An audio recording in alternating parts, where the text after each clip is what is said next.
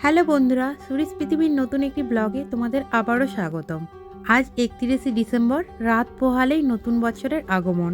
আর এই দিনটার জন্য মনে হয় প্রত্যেকেই অপেক্ষা করে থাকে জমিয়ে পার্টি করবে বলে, যেমন আমি অপেক্ষা করে থাকি। এখন ওই 5:30টার মতন বাজে, চলে এসেছি রান্নাঘরে রাত্রে রান্নাবান্নাটা সেরে নেবো বলে।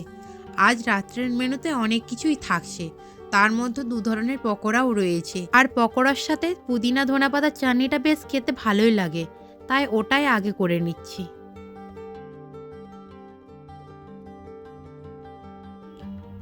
ওইদিকে চাটনিটা করতে করতে এদিকে কড়াইতে তেলটাও দিয়ে দিয়েছিলাম গরম হওয়ার জন্য। বেশ ভালোই গরম হয়েছে, এবার পেঁয়াজগুলো দিয়ে দিই। পেঁয়াজগুলোকে বেশ লাল লাল করেই ভেজে তুলে রাখবো। বিরিয়ানির ওপর দিয়ে ছড়িয়ে দিলে বিরিয়ানির স্বাদ দ্বিগুণ হয়ে যায়। আজকে রাত্রের মেনুতে বিরিয়ানিও রয়েছে, তা আবার কলকাতা স্টাইলের। তবে চিকেন বা মাটন বিরিয়ানি নয়, হচ্ছে আলু বিরিয়ানি, তা আবার নতুন আলু দিয়ে। আলুগুলো এবার ভেজে নেবো। তার আগে একটু ফুড কালার ছড়িয়ে দিচ্ছি আলুতে, যাতে আলুগুলো দেখতে একটু কালারফুল হয়। আর এই ফুড কালারটা দেশ থেকে এনেছি। এই গাছ ছাপের ফুড কালারটা এখানে পাওয়া যায় না। আর এখানে যেই কালারগুলো পাওয়া যায় সেইগুলো আবার আমাদের পছন্দ হয় না। বেরেস্তাগুলো তুলে নিয়েছি। এবার ওই তেলেতেই এক এক করে সব আলুগুলো ভালো করে ভেজে নেব। অনেকেই আবার নতুন আলুর বিরিয়ানি পছন্দ করে না, যেমন আগে আমিও করতাম না, কিন্তু বিয়ের পর নতুন আলুর বিরিয়ানি খেয়ে বেশ ভালোই লেগেছে। তাই যখনই নতুন আলু বেরোয় আমাদের 1-2বার হলেও নতুন আলুর বিরিয়ানি হয়েই থাকে। এইদিকে আলুগুলোকে একই রকমভাবে তেলের উপর দিয়ে দিই, যাতে উল্টাতেও সুবিধা হয় আর আলুর সব দিকটা সমানভাবে ভালো করে ভাজা হয়ে যায়। আর নতুন আলুতে একটু ভালো করেই ভাজতে হয়, না হলে আবার জিভ পিলপিল করে। এই দিকে যে কালারটা বেশি হয়েছে এটাকে ফেলবো না, এটাকে রেখে দেবো, এটাকেই দুধের সাথে দিয়ে দেব। এবার করব রাত্রের মেনু মাটনের প্রিপারেশন। এবার একটু বেশি করেই মশলা কষিয়ে রাখবো।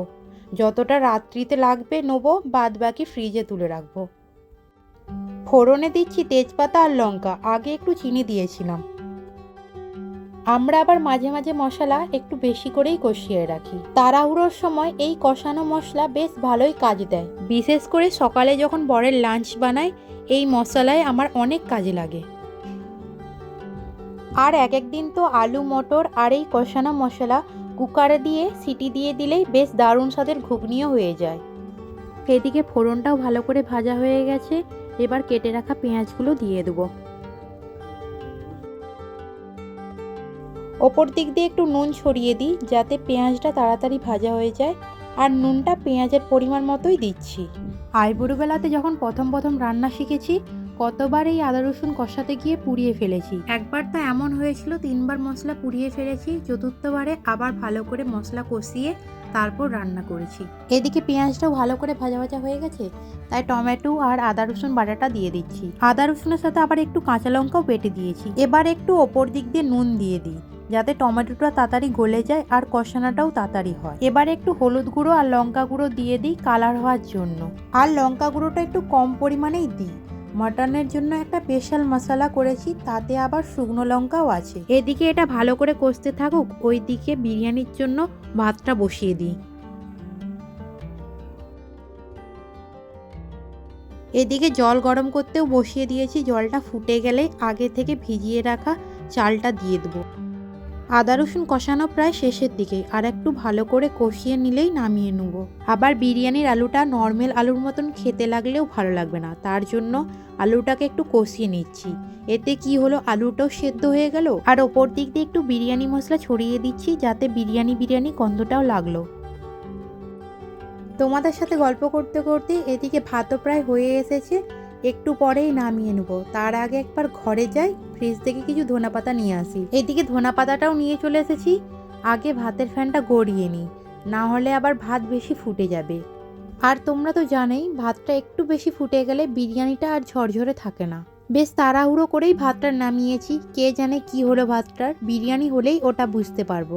এদিকে যে ডেচকিটাতে বিরিয়ানি করব, ওটাতে একটু ঘি বুলিয়ে দিই, যাতে বিরিয়ানিটা নিচে না ধরে যায়। এদিকে এবার এক এক করে লেয়ারিংটা দিতে শুরু করি, না হলে আবার মটন করতে দেরি হয়ে যাবে। এটা কমপ্লিট করার পরেই ওটাতে হাত দেব। ও মা, এত তাড়াহুড়ো করে ভাতটা নামালাম, কিন্তু এখন লেয়ার দিতে গিয়ে বুঝতে পেরেছি ভাতটা হালকা ফুটে গিয়েছে। যাই হোক, আর কিছু করা যাবে না। এখন এটাকেই ভালো করে লেয়ারিং দিয়ে অল্পক্ষণের জন্য দমে বসিয়ে দেবো। অন্যদিন আধা ঘন্টা 45 মিনিটের মতন দমে বসাই, আজ নয় 15 থেকে 20 মিনিটের মতন দমে বসাবো। তা করলে ভাতটা আর বেশি ফুটবে না আর বিরিয়ানিটাও ঝরঝরে হবে। তোমাদের সাথে কথা বলতে বলতে এদিকে বিরিয়ানির লেয়ার দেওয়াও কমপ্লিট। ওপর দিয়ে এবার বেরেস্তাটা ছড়িয়ে দিই আর দুধ, কেওড়ার জল, গোলাপ জলের যে মিশ্রণটা করে রেখেছিলাম ওটাও দিয়ে দিই। ব্যাস, বিরিয়ানির কাজ প্রায় শেষ। এবার ঢাকনা দিয়ে ভাপে বসিয়ে দিলেই বিরিয়ানি রেডি। চলো এবার মাটনটা রান্না করে ফেলি। একটু আগে যে মশলাটা কষিয়ে রেখেছি ওটাতেই একেবারে মাংসগুলো ধুয়ে তুলে নেবো। ওপর দিক দিয়ে একটু টক দই দিয়ে দিই, এতে মাটনের গ্রেভিটাও ভালো হবে আর মাটনটাও ভালোভাবে সেদ্ধ হয়ে যাবে। আর বলেছিলাম না একটা স্পেশাল মশলা করে রেখেছি, এবার ওটাও দিয়ে দিই। এরপর সব কিছু ভালো করে মিক্সড করে আধা ঘন্টার জন্য ঢেকে রেখে দেবো। এদিকে এটা হতে থাক, ওই দিকে যাই স্যালাডগুলো কেটে নিই। কেন জানি না এখন আর শশাগুলো তেতো বেরাচ্ছে, তাই একটু বেশি করে শশা আর 4টে পেঁয়াজ নিয়েছি। আর এইদিকে বিরিয়ানিটাও ভাপে বসিয়ে দিয়েছি। এখনও 7:30টার মতন বাজে। বাবা দোকান থেকে চলে এসেছে নাস্তা খাবে বলে। বললাম না 2 ধরনের পকোড়া বানাবো, তারই ফিশ পকোড়াটা ভেজে নিয়েছি আর এখন চিকেন পকোড়াটা ভাজতে বসিয়েছি। আর এইদিকে মাটনটাও বসিয়ে দিয়েছি। মাটনটা করতে আবার বেশ খানিকটা টাইমও লাগে। রাত্রে আবার মিস্টার পেটাল আর আমার আলাদা একটা প্রোগ্রাম আছে, তাই সবকিছু তাড়াহুড়ো করে সেরে নিই।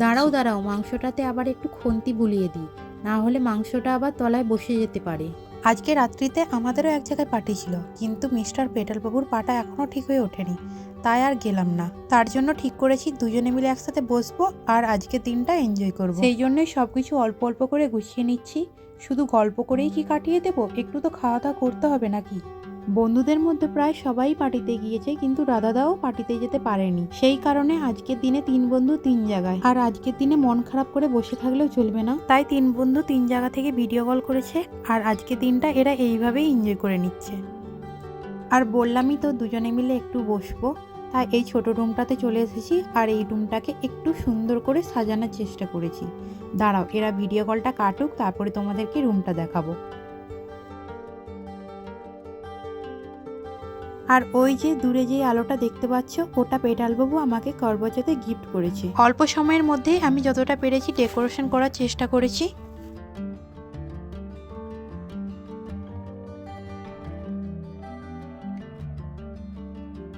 চলো আজকের ভিডিওটা এখানেই শেষ করছি। সবাই সুস্থ থেকো, ভালো থেকো আর সবাইকে অ্যাডভান্স হ্যাপি নিউ ইয়ার। দেখা হবে পরের একটি ব্লগে, ততক্ষণের জন্য বাই বাই।